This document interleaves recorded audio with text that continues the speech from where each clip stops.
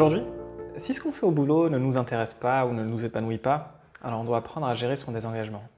Si on nous fait des remarques sur notre façon de travailler, sur nos livrables, sur ce qu'on ferait ou qu'on ne ferait pas dans le cadre d'une relation, on doit apprendre à contenir notre frustration. Si on est dans un environnement anxiogène, que ce soit au boulot ou dans une relation, on doit apprendre à mieux gérer son stress pour ne pas en souffrir. Si on doit gérer une équipe et que sur la durée, certains membres finissent par se démotiver, on doit apprendre à contenir notre colère pour ne pas les perdre complètement. On a peut-être des problèmes dans le cadre de nos relations, parce qu'on a du mal à communiquer avec nos proches, avec notre famille, avec nos partenaires, et on finit toujours par se disputer plutôt que de discuter. On a voulu peut-être tenter l'aventure entrepreneuriale, mais on a du mal à maintenir sa motivation sur la durée à chaque fois qu'on encaisse certains revers. Quand on passe du temps tout seul, on a toujours besoin de s'occuper l'esprit, soit en regardant la télé, en passant du temps sur son téléphone, ou en cherchant quelque chose à faire au final qui nous aidera à nous oublier. Et donc on s'en aperçoit assez rapidement, aujourd'hui, pour réussir dans le milieu professionnel, nos simples compétences techniques ne suffisent plus. Pour avoir des relations saines et épanouissantes, un partage de responsabilités, une certaine forme de convenance n'assurera pas non plus leur pérennité.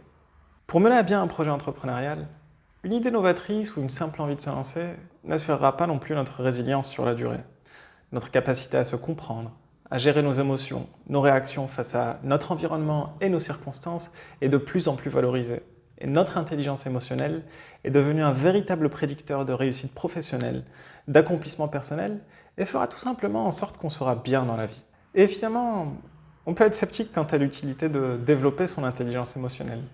D'ailleurs, certaines personnes répriment l'expression de leur monde intérieur. Elles se refusent, par exemple, de se mettre en colère, parce qu'elles ont peur de froisser la personne qu'elles ont en face, elles ont peur du conflit, ou tout simplement parce qu'elles préfèrent garder des relations qui sont lisses. D'autres vont refuser d'exprimer leur tristesse, parce qu'elles pensent que c'est communément vu comme un signe de vulnérabilité.